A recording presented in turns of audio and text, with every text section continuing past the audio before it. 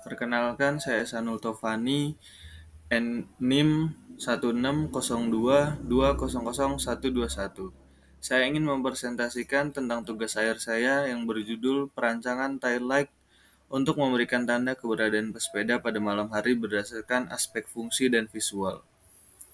Dilatar belakangi oleh fenomena bersepeda di malam hari yang merupakan pilihan bagi sebagian orang yang tidak memiliki waktu untuk bersepeda pada pagi atau sore hari.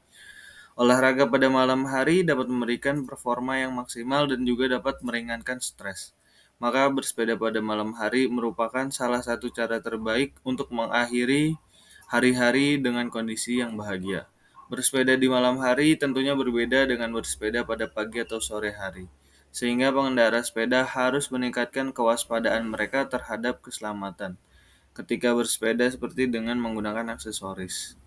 Salah satu aksesoris yang wajib digunakan ketika bersepeda pada malam hari adalah lampu belakang atau tail light yang berfungsi untuk memberikan tanda atau informasi kepada pengendara lainnya untuk mengetahui keberadaan pesepeda. Lampu belakang atau tail light sangat penting untuk digunakan karena ketika bersepeda pada malam hari karena kurangnya pencahayaan dapat menyebabkan kendaraan lain kesulitan untuk melihat keberadaan pesepeda. Perancangan ini bertujuan untuk mengembangkan desain lampu belakang sepeda yang sudah ada di pasaran agar terlihat lebih menarik secara visual dan secara fungsional dapat memperjelas keberadaan sepeda di malam hari. Rumusan masalah: karena kurangnya pencahayaan pada malam hari sehingga menyebabkan kendaraan lain kesulitan untuk melihat keberadaan pesepeda, maka dibutuhkan perancangan lampu belakang sepeda yang memiliki tampilan visual yang baik dan juga menjalankan fungsi secara optimal. Kajian pustaka berisi tentang perancangan. Perancangan sendiri menurut Rusdi Nur dan Muhammad Arsyad Suyuti, perancangan adalah suatu proses untuk membuat dan mendesain sistem baru. Lalu berikutnya ada sepeda. Bersepeda merupakan salah satu contoh kendaraan yang ramah lingkungan karena tidak menggunakan mesin dan tidak memerlukan bahan bakar, sehingga tidak mengeluarkan polusi. Lalu berikutnya adalah aksesoris keselamatan, yaitu aksesoris yang dapat digunakan untuk menunjang keselamatan ketika bersepeda. Contohnya seperti helm, lampu, jersey, reflektor, sistem rem, dan blind. Fenomena bersepeda yaitu fenomena bersepeda yang dilakukan oleh orang-orang seperti bersepeda ke kantor, bersepeda di malam hari, atau bersepeda untuk olahraga. Lalu aspek fungsi yang utama dan sangat penting dalam melakukan sebuah perancangan produk. Fungsi pada sebuah produk bertujuan untuk mengatasi sebuah permasalahan ketika memiliki hubungan yang khususnya ketika berkaitan dengan penggunaannya oleh manusia. Lalu berikutnya aspek visual merupakan aspek-aspek mengenai elemen-elemen visual yang membentuk tampilan dari sebuah produk, yaitu seperti rupa dan estetika. Lalu berikutnya metode perancangan. Penulis dalam perancangan ini menggunakan metode design thinking. Design thinking adalah metode perancangan yang menggunakan pendekatan yang terstruktur untuk menyelesaikan masalah yang memiliki pandangan khusus kepada pengguna. Mengembangkan bentuk visual tanpa harus mengeliminasi fungsi utama dari sebuah produk dan bertujuan untuk menciptakan produk dan pengalaman pengguna yang lebih baik dan mampu bersaing di pasaran. Lalu tahapan untuk design thinking sendiri ada empathize, yaitu berempati, merupakan langkah utama dalam metode perancangan design thinking, memiliki pemahaman terhadap kebutuhan untuk menyelesaikan sebuah permasalahan yang sedang dialami oleh pengguna. Define, yaitu mendefinisikan, setelah berempati dan mengkategorikan informasi tentang permasalahan yang sedang dialami, lalu didefinisikan untuk menyatakan sebuah kebutuhan untuk menyelesaikan sebuah permasalahan yang dialami oleh pengguna secara deskriptif dan informatif.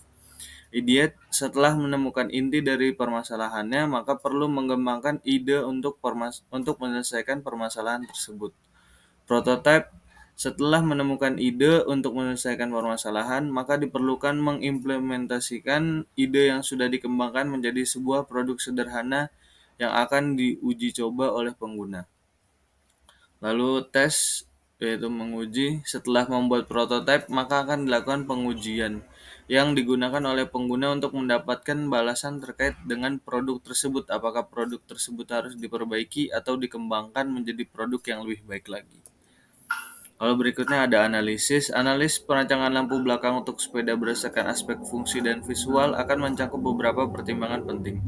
Aspek fungsi yaitu aspek fungsi seperti kecerahan cahaya, lampu belakang yang harus cukup terang untuk membuat pengendara di belakang pengguna sepeda dapat dengan jelas melihat keberadaan sepeda tersebut, terutama dalam kondisi gelap atau cuaca buruk.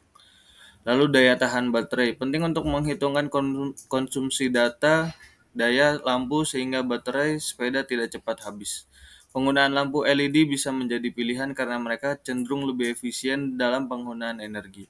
Lalu ketahanan terhadap cuaca, lampu dirancang agar tahan terhadap elemen cuaca seperti hujan, panas untuk memastikan kinerjanya tetap optimal dalam berbagai kondisi. Kemudahan pemasangan dan penggunaan. Perancangan lampu harus mempertimbangkan kemudahan pemasangan dan penggunaannya oleh pengendara sepeda.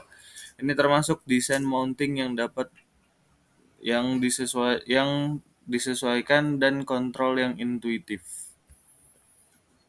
Lalu aspek visual, estetika, desain lampu belakang haruslah menarik secara visual dan cocok dengan estetika umum sepeda. Ini mencakup pilihan warna, bentuk, dan material yang menarik. Kesesuaian dengan ukuran dan bentuk sepeda. Lampu harus dirancang agar sesuai dengan bentuk dan ukuran sepeda sehingga tidak mengganggu keseimbangan atau kepraktisan penggunaan. Ergonomi perancangan lampu harus mempertimbangkan kenyamanan penggunaan, misalnya tombol pengaturan cahaya harus mudah dijangkau dan dioperasikan tanpa harus melepaskan tangan dari handlebar. Visibilitas dari berbagai sudut, lampu harus dirancang agar tetap terlihat dengan jelas dari berbagai sudut dan jarak sehingga pengendara lain dapat dengan mudah melihatnya. Dengan memperhitungkan kedua aspek ini, perancangan lampu belakang ini untuk sepeda bisa memenuhi kebutuhan fungsional pengguna sambil memberikan penampilan visual yang menarik dan memperkuat keselamatan pengendara sepeda di jalan. Lalu berikutnya ada desain alternatif. Kesimpulan dari perancangan lampu belakang untuk sepeda berdasarkan aspek fungsi dan visual adalah bahwa sebuah desain yang berhasil harus menyelaraskan kedua aspek ini dengan baik. Lampu belakang harus memberikan kinerja optimal dalam kecerahan cahaya untuk meningkatkan visibilitas di jalan, terutama dalam kondisi gelap atau cuaca buruk. Daya tahan baterai yang baik juga menjadi faktor penting untuk memastikan lampu dapat digunakan dalam waktu yang lama. Desain lampu dirancang untuk menarik perhatian supaya dapat menjaga keselamatan pengendara sepeda. Kemudahan penggunaan agar pengendara dapat dengan mudah mengoperasikan lampu saat berkendara. Estetika dan penampilan visual dirancang untuk menarik secara visual dan cocok dengan estetika umum sepeda.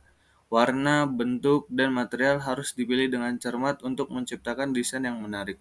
Lampu dirancang sesuai dengan ukuran dan bentuk sepeda, serta kemampuan untuk terlihat dengan jelas dari berbagai sudut. Perancangan lampu belakang untuk sepeda dapat menciptakan produk yang tidak hanya berfungsi dengan baik, tetapi juga menarik secara visual dan dapat meningkatkan keselamatan pengendara sepeda di jalan. Sekian, terima kasih.